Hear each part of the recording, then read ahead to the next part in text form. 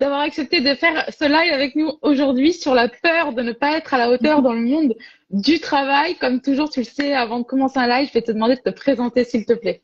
Et merci encore pour ta patience.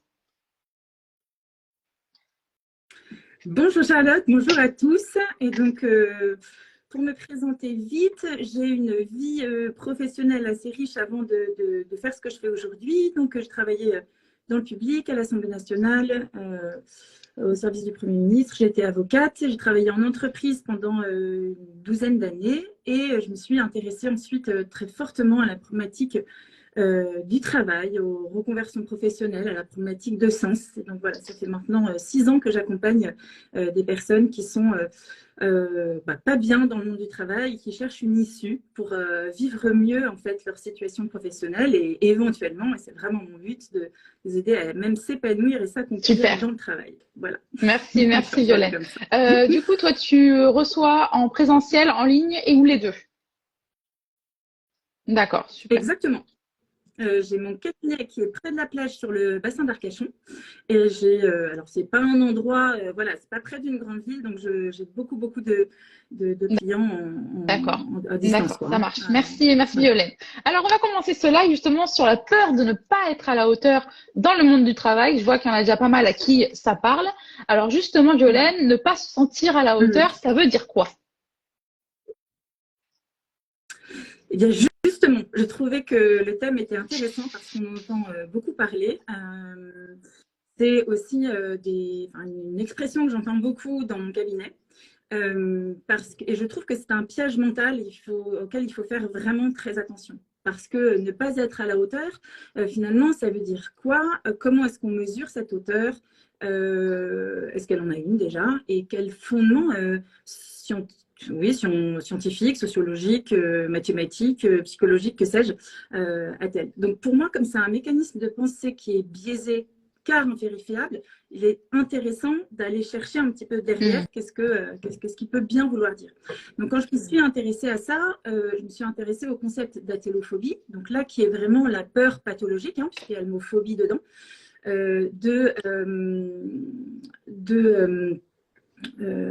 excusez-moi, je cherche mes mots, la peur pathologique en fait d'être imparfait et pathologique parce que disproportionnée par rapport au danger réel que constitue en fait cette situation dans laquelle on est d'être imparfait. D'accord, sur les enjeux que tout ça pourrait avoir dans sa carrière professionnelle. Donc, ce sentiment de ne pas être assez bon, ce sentiment en fait d'être imparfait. Il y a aussi un autre concept dont on parle beaucoup qui est celui de l'anxiété de performance. Donc l'anxiété, on sait, c'est une peur projective. Par définition, on va imaginer, le cerveau est excellent pour ça, des scénarios absolument catastrophiques. Donc on s'inquiète sans savoir finalement, parce que par définition, on ne vit que le réel, on ne vit pas le futur. Donc on s'inquiète de quelque chose finalement dont on ne sait rien, qu'on appréhende. Quand on parle de la performance, là, on parle d'un acte vécu ou interprété comme un exploit ou une réussite quantifiable, normalement, et qui favoriserait la reconnaissance. Donc, on est dans le siècle de la performance. On est vraiment dans un monde où elle est recherchée à tout niveau. Et donc, l'expression ne pas être à la hauteur, même quand on va chercher ces concepts-là, donc une peur phobique de ne pas être à la hauteur ou une performance, c'est-à-dire un niveau, un exploit qui favoriserait la reconnaissance, on se rend bien compte finalement que c'est pas tenable autant, si tant est qu'on arrive à être performant souvent. Donc, ce qui est intéressant pour moi, c'est de se dire qu'on va essayer d'apprivoiser en fait ces peurs, de les comprendre, de les détricoter, de comprendre qu'est-ce qu'elles viennent jouer chez nous, de comprendre aussi qu'il y a un fantasme, que le cerveau, notre cerveau humain, il n'est pas fait pour absorber des images de réussite, de performance extrême sur les réseaux sociaux en permanence. Il n'est pas du tout fait pour ça. Donc en fait, il a une image complètement faussée en fait de la réalité. Et faire l'expérience qu'il est possible d'avoir une vie sans être tout le temps performant, mais d'être quand même bon, de se sentir quand même à la hauteur et d'avancer là-dedans. D'accord. Merci Violaine pour cette explication. Pourquoi justement on peut avoir cette peur de ne pas être à la hauteur au travail? Alors, moi, j'ai vu qu'elle se manifestait beaucoup à l'occasion d'un nouveau poste dans la même entreprise, d'un changement d'entreprise. Donc, on voit bien que, en fait, il y a une inconnue qui est là. Donc, effectivement, le cerveau va mal anticiper, va se mettre une pression très, très importante. Euh, Elle survient aussi pas mal chez les personnes qui n'ont pas travaillé, un syndrome d'imposteur qui est resté, voilà, qui est tenace, ou des personnes qui n'ont pas confiance en elles. Évidemment, les personnes perfectionnistes, parce que par définition, ils ne sont pas assez. Les hypersensibles qui ont un hygiaphone dans la tête et qui donc du coup vont avoir une idée de la performance complètement démesurée par rapport à ce qui est attendu et au niveau interne également. On peut parler aussi de la population un peu HP, enfin voilà, les cerveaux droits qui, eux, vont pas avoir la même notion de la performance qui est attendue. Donc, du coup, quand on ne sait pas trop ce qui est attendu, la chose est compliquée. Donc, c'est une grosse population finalement. Et pourquoi cette peur? Eh bien, pour moi, parce qu'on vit dans un monde où la performance, hein, comme je l'ai dit, elle est étalée, elle est revendiquée. Alors pour le coup, elle n'est pas vérifiée du tout, hein, parce que on ne sait pas s'il y a des filtres, s'il y a des... Bref, on ne sait pas tout ce qu'il y a derrière. Donc le cerveau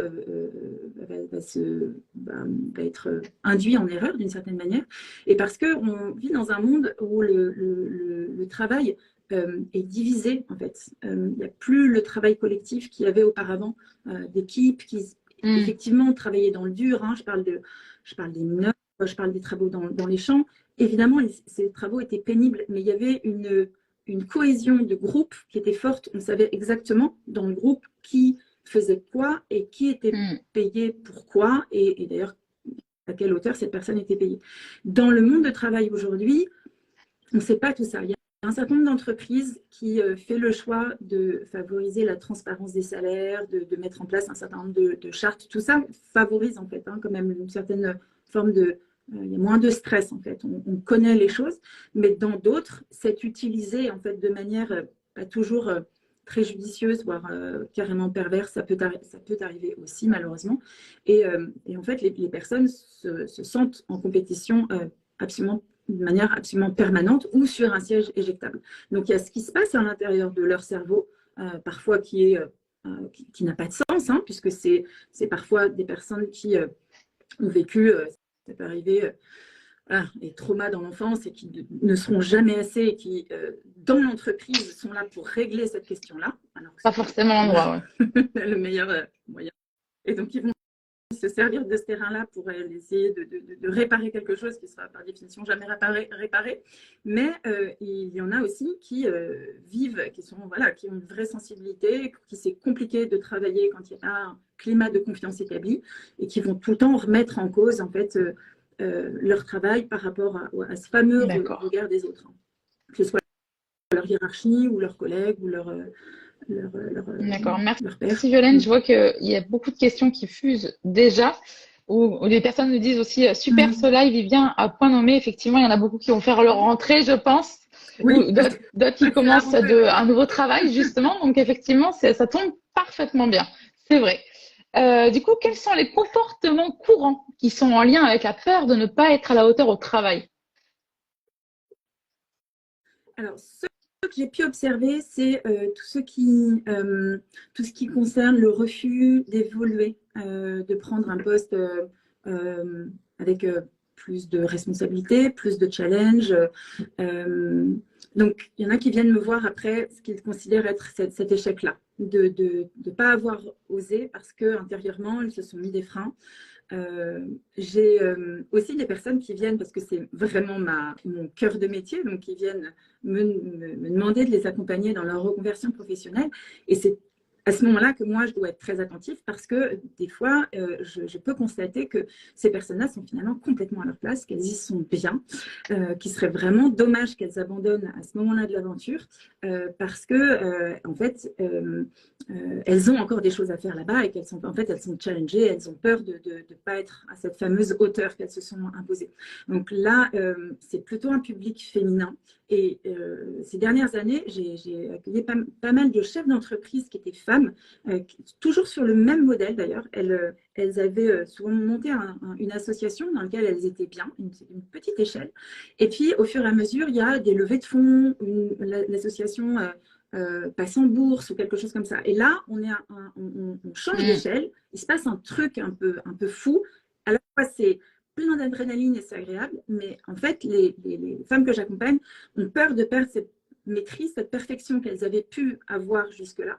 Et c'est là où il y a presque l'envie de dire tant pis, je lâche mon poste de présidente, je lâche tout parce que, en fait, c'est plus compliqué pour moi de me confronter à ma propre imperfection que de tout recommencer à zéro. Ce qui est fou, ce qui en tout cas nécessite d'être interrogé et bien interrogé avant de passer à l'action. Et puis, il y a aussi des personnes qui sont en place, qui n'arrive rien de spécial, qui vivent très mal en fait leur travail et qui ont en fait dont le corps en fait n'arrête pas de s'exprimer par des migraines ophtalmiques, par des maux de ventre incessants. Là, c'est autant les hommes que les femmes. Alors parfois, voilà, il y a un problème de management qui est en cause. Enfin, voilà, il y a en fait une diversité de causes, mais les comportements sont ceux-là. Hein. Donc, trouver des moyens d'éviter le danger, se saccager, s'auto-saboter ou survivre en ayant des mots compliqués à gérer sur place. Quoi, hein. Voilà. C'est à peu près ce que j'ai pu voir. D'accord. Maintenant qu'on a vu le comportement courant, n'hésite pas à me dire si jamais tu en as oublié un. Quelles sont les stratégies à adopter pour dépasser la peur de ne pas être à la hauteur au travail? Alors, je vais être assez claire. Généralement, on attend de moi que je sois extrêmement compréhensive et que je m'atterne un tout petit peu à ce que je fais, évidemment, quand il y a besoin en tout cas, de comprendre, d'avoir une écoute active sur la souffrance, parce que la souffrance est réelle, elle est vraiment terrible. Mais je suis persuadée, et je ne suis pas la seule, que en fait, pour apprivoiser son anxiété, il faut la confronter au réel. Il n'y a vraiment que comme ça qu'on y arrive. Donc là, il faut prendre son temps, être dans évidemment l'hyper-bienveillance et voilà, avoir beaucoup de tact pour se dire qu'on va petit à petit confronter en fait son expérience de l'imperfection et de la peur du regard des autres, voilà, dans le temps, au moment où la personne se sent en accord pour le faire. Il faut vraiment se dire que c'est vrai que dans cette, j'aurais pu le dire aussi en préambule, dans cette peur de ne pas être à la hauteur, évidemment, vraiment l'autre, le groupe social va jouer une importance phénoménale. Et on a hérité dans notre fonctionnement cérébral d'un intérêt très très fort pour ce que va penser le groupe. On est constitué comme ça, on est des êtres sociaux. On ne peut pas faire sans. Et donc, on s'épanouit, on grandit et on fonctionne dans un groupe social. Donc, c'est vrai que l'aspect phobique, ou ce qu'on va essayer d'éviter, ou la peur qu'on va avoir, c'est d'être rejeté, plus aimé par les autres, mis au banc d'un groupe ou d'une société. Or, faire l'expérience qu'on peut aussi réussir, parce que parfois on a tellement peur qu'en fait, on imagine les pires scénarios. Et y aller doucement, c'est intéressant. Et comme je disais la fois dernière, et qu'on peut aussi échouer et continuer à être accepté, aimé et reconnu par le groupe, justement parce qu'on a osé. Et ça, c'est hyper fort. Ça, c'est hyper fort. Quand les personnes arrivent à faire ça et se disent, mais enfin, je suis là. Et en plus de ça, j'ai été applaudie, même si je ne suis pas allée au bout de mon expérience. Ça, c'est super fort. Et puis, ça vaut vraiment pour toute la vie, puis finalement, dans tous les domaines de la vie. Parce que là, on parle du travail, mais cette anxiété de ne pas se sentir à la hauteur, ça peut être dans la vie intime, bref, dans tous les domaines possibles et imaginables. Il y a une petite tactique qui marche bien aussi. C'est l'idée de faire 3 ronds. Alors, le plus grand rond, on va mettre ce qu'on fantasme qu'il se passe. D'accord, enfin, sur, par exemple, une échéance par rapport à une prise de parole en public. Donc là, on se lâche, enfin, le cerveau qui rumine sur plein de choses, ça va être horrible, je vais complètement traquer, je vais suer, je vais être rouge, je vais parler 10 fois plus rapidement que d'habitude, on ne va pas me comprendre, on va se moquer de moi, etc. Un rond plus petit qui dit ce qui peut arriver raisonnablement. Déjà, hop, hop, on descend d'un clan. Et puis quand ça s'est passé, dans le petit rond, c'est finalement ce qui arrive. Et quand on s'exerce comme ça, petit à petit, la personne peut prendre conscience du fait que, franchement, elle a beaucoup d'imagination aussi. Hein. Ça, c'est... Il y a aussi l'idée de se réapproprier cette fameuse échelle de valeur, cette fameuse échelle, cette fameuse hauteur. Et se dire que finalement, développer son intériorité en disant que ben non, je ne vais pas être parfait, je vais faire l'expérience. Finalement, j'ai essayé ça pendant toute ma vie, puis je me suis vraiment fait mal. Je vais essayer de faire au mieux, ce sera déjà pas mal. Et ça, en fait, souvent, c'est ce qu'on est capable de faire pour nos enfants, mais pas pour nous-mêmes. C'est vrai, hein, souvent les personnes que j'accompagne qui sont parents se rendent compte qu'ils ne veulent pas infliger cette torture qu'on leur a parfois infligée quand ils étaient petits, et que déjà, faire de ton mieux, c'est déjà pas mal. Donc ça, c'est quelque chose aussi sur lequel on peut pas mal travailler. Qu'est-ce que je peux dire encore? Oui, il y a quelque chose qui marche pas mal aussi, c'est pour le coup de rassurer un peu les personnes, parce que parfois il faut que je joue un peu ce rôle-là, en disant que s'ils ont été placés à ce poste-là, dans cette entreprise-là, c'est pas parce qu'ils sont les meilleurs, c'est pas parce qu'ils sont parfaits, ça c'est pas vrai, c'est parce qu'ils sont les mieux à même de répondre à cette mission aujourd'hui dans l'entreprise, et peut-être parce qu'ils sont les plus capables d'oser. Et là, en fait, ça change le logiciel. Ok, je ne suis pas là parce que je suis parfait. Je suis là parce que peut-être qu'au niveau de mon expérience, de ma personnalité, j'ai un truc en plus à faire ici, mais ça ne veut pas dire que je dois être parfait. D'ailleurs, j'ai le droit de demander de l'aide. D'ailleurs, j'ai le droit de dire que, ok, j'accepte ça, mais pas ça. Ou ça dans cette durée-là. Et ça aussi, ça d'ouvrir aussi cette horizon en disant apprendre à doser soi-même. Donc ça, c'est tout le processus de réintégration de cette fameuse hauteur et de ce challenge qu'on va se fixer, nous, par rapport à nous, et en bienveillance. Très, très intéressant, Violaine. Alors justement, c'est qui peut nous aider à avancer dans ce travail-là? Parce que maintenant que vous connaissez les stratégies un peu, des fois, y aller seul, c'est pas simple. Alors, qui c'est qui peut nous aider dans ce travail? Quel spécialiste ou spécialité pourrait nous accompagner dans ce changement? Alors, je vais commencer par moi. Normalement, ça se passe pas comme ça. Il faudrait que je finisse par moi. Parce que bon, c'est une évidence si j'ai voulu choisir ce sujet-là, on va dire ça comme ça. Puisque j'accompagne les personnes à trouver leur place voilà, sur le plan professionnel, en termes de sens et de performance aussi, parce que l'idée, c'est de s'amuser aussi. Et donc, quand il y a un peu de performance, et quand on va vers les hauteurs, ça peut être aussi agréable. Pas si on souffre, évidemment, pas si on souffre. Voilà.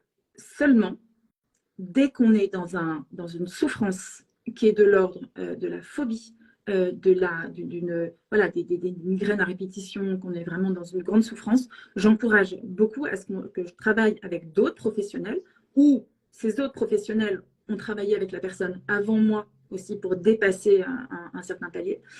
Alors tout ce qui est évidemment professionnel en TTC, ça c'est évident que quand il y a une angoisse qui est invivable, bah c'est vraiment nécessaire et les progrès sont vraiment, vraiment significatifs.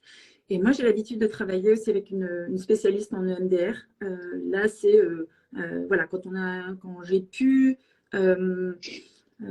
voir qu'il y avait un trauma qui nécessitait vraiment l'accompagnement d'une personne qui connaisse cette méthode-là pour voilà, bouger un tout petit peu le cerveau et qu'on puisse avancer parce que sinon, quand on est avec un trauma trop vif, c'est compliqué parce que les barrières sont encore là et elles ont des raisons d'être là. Donc, pour aider à ce qu'elles puissent petit à petit être un peu ouverte, un peu baissée, ça peut être très intéressant de travailler au moins à deux sur un Merci Violaine. Il y a Stéphie déjà qui te remercie, qui dit les mots que vous venez de nous dire me font beaucoup de bien, ils sont un vrai déclic.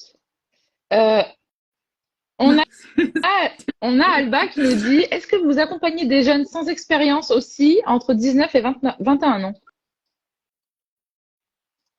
J'accompagne davantage des personnes qui ont plus de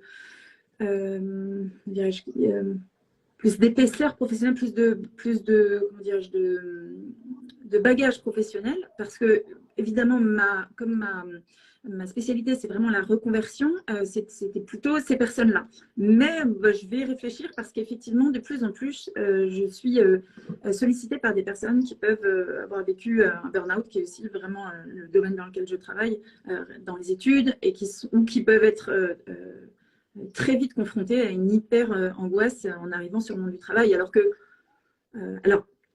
quand on est assez jeune dans le monde du travail, je dirais qu'au début, c'est pas qu'elle est normale, d'accord? Si elle est vécue dans la souffrance n'est pas normale. C'est ce que je dis toujours. La souffrance, elle est là pour nous dire qu'il faut bouger, qu'il y a quelque chose qui va pas bien. Mais évidemment, on joue pour la première fois, en fait. Donc, il est certain qu'il y a une appréhension et des questions, des dysfonctionnements qui peuvent apparaître au début, qui seront peut-être un peu plus jugulés par la suite. Voilà, peut-être apprendre. Mais voilà, d'habitude, j'accompagne plutôt des personnes qui ont un peu plus de bagage professionnel, mais voilà, sait-on jamais, je reste ouvert à tout si je peux faire quelque chose. Alors, on a Nicolas qui nous dit ne pas être bien dans son entreprise, mais ne pas oser partir. Est-ce que ça correspond à cette même peur? Ça peut. Dans les personnes que j'accompagne, la peur, quand on n'est pas bien dans son entreprise et qu'on ne part pas, généralement, il y a deux choses aussi qui sont absolument évidentes. C'est je vais partir pourquoi. Alors pourquoi, généralement en un mot, on sait pourquoi, mais pourquoi en deux mots, on ne sait pas. Donc il faut avoir un autre projet, souvent, pour avoir la force de partir, parce qu'il faut partir avec le sourire en disant voilà, merci, au revoir, mais il y a quelque chose d'autre qui m'attend. Et puis il y a la peur aussi de ne pas forcément être bon après, effectivement. Donc je pense que c'est à cela que fait référence notre auditeur. Et il y a aussi la problématique de l'argent, hein, des revenus. Je le rencontre très fortement. Et alors moi, j'ai aucun tabou par rapport à ça. Je trouve que c'est hyper important d'en parler. Voilà, on a besoin de vivre quand même. Donc partir en disant voilà qu'on n'en peut plus, beaucoup de panache et en parlant de ses valeurs, c'est super bien. Sauf qu'après, quand on se retrouve seul dans son salon à 10h du matin, en se demandant qu'est-ce que j'ai fait, c'est pas agréable. Donc, en fait, tout ça, ça se prépare. Et effectivement, mais dans le changement, il y a beaucoup de peur. C'est pour ça que vraiment, j'accompagne les personnes qui sont encore en poste et qui se posent des questions pour que cette transition, elle puisse être préparée dans les meilleures conditions, qu'il n'y ait pas de regrets, que la personne ait fait les bons choix, que surtout elle se trouve à l'aise financièrement, qu'il n'y ait pas cette angoisse-là et qu'on puisse vraiment parler de nouveaux projets. D'accord, super. On a Maïva qui nous dit « Bonjour, je suis diplômée notaire depuis 1 an. Je ne me sens pas à la hauteur avec pourtant un bagage de 8 ans d'études. Quel conseil tu lui donnerais ?»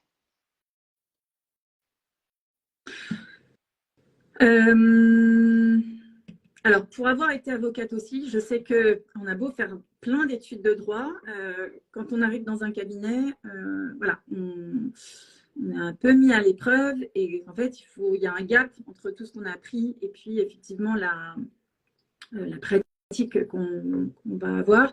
Je sais que les premières années sont vraiment très dures, on est vraiment très dur, quoi, hein, parce qu'on doit tout prouver, qu'on doit trouver sa place dans le cabinet. Je pense que cette première peur de ne pas être à la hauteur, finalement, elle est assez normale, comme je le disais tout à l'heure, parce qu'elle est, elle est compréhensible, elle est cohérente. Après, que Maëva n'hésite pas, que tu n'hésites pas à trouver les appuis, à dire que c'est compliqué pour toi. Ça c'est pas être imparfait ou c'est pas les décevoir que dire que c'est dur pour toi. Donc n'hésite pas à trouver des appuis, à comprendre aussi qu'est-ce qui toi pourrait t'aider pour que tu sois mieux, pour que tu te sentes plus à la hauteur. Mais oui, voilà, les premières années c'est toujours un peu compliqué. En revanche, s'il y a trop de souffrance, il faudra s'interroger plus loin. Mais je dirais que cette peur de ne pas se sentir à la hauteur pendant la première année, elle est assez normale parce que c'est une année très challengeante. Je dirais même les 3 premières années. Merci Ben pour ces paroles. On a Mélodie aussi qui nous dit, on n'a pas trop abordé ce sujet-là d'ailleurs, comment se remettre d'un burn-out? J'ai l'impression que je ne pourrai plus jamais être à nouveau à la hauteur. Le moindre stress me paralyse. Oui, je comprends. Le burn-out, c'est vraiment spécifique parce que là, pour le coup, on est allé trop loin. Il y a quelque chose qui a lâché. Donc, c'est une épreuve très, très forte. Ça apprend sa propre vulnérabilité. Donc, voilà, j'en accompagne beaucoup. Je suis aussi passée par là. Donc, voilà, plein d'empathie. Il faut du temps pour retrouver sa concentration, sa capacité. Parfois, il y en a qui ne vont pas retrouver cette hauteur à laquelle ils étaient habitués. Parfois, ça va prendre un petit peu de temps. Hein, on dit qu'en fait, la descente, cette fameuse descente, là où on ne prend pas soin de soi, où on va vers le crash en fait, du burn-out, ça compte pour 1. Et la reconstruction, elle compte pour 3, hein, au niveau du temps qu'il va falloir en fait pour retrouver en fait un niveau équivalent qu'on avait avant. Alors moi je suis très optimiste parce que je dis que je pense que on va pas retrouver le niveau d'avant, on va retrouver un niveau meilleur. Sauf que je le mets pas sur la même échelle. Hein, ce sera pas le niveau de voilà, je me déchaîne, j'en fais 3 tonnes plus que les autres, je ne m'écoute pas, je ne prends pas soin de moi, je ne me respecte pas. Ça, on l'a déjà fait. On a déjà joué à ce jeu et il n'est pas intéressant parce qu'en fait, il nous abîme. Par contre, d'apprendre à savoir dire non, à développer son assertivité aussi, tout ça, ça va être très intéressant de comprendre pourquoi on a fait tout ça. Est-ce qu'on ne peut pas faire autrement? Ça, c'est un autre sujet. C'est des choses qui finalement vont nous enrichir. Mais après un burn-out, effectivement, cette histoire de hauteur, oui, ça, on passe tous par là quand on l'a eu. Et il faut se faire accompagner, il faut surtout comprendre ce qui s'est passé pour anticiper, voilà, voir les warnings qui vont se profiler dans la vie d'après pour surtout pas recommencer. Et changer en fait les matrices qui vont pas bien non plus. Violaine, mais oui, perte de hauteur phénoménale, elle se fait lors d'un burn-out. Hein, c'est le gros crash. On va regarder une dernière question, Violaine, de Jean-Charles qui nous dit: est-ce qu'il y a un rapport entre le syndrome de l'imposteur et le salaire? Est-ce que tu vois une corrélation là-dedans? Oui, j'en vois une, évidemment, pour ceux qui n'osent jamais demander. Et là, je suis ravie que ce soit du coup un homme, parce que souvent, c'est plus féminin. Mais il y a plein d'hommes qui ont cette composante féminine, quelque part, de souvent moins oser, moins savoir oser. Oui, évidemment.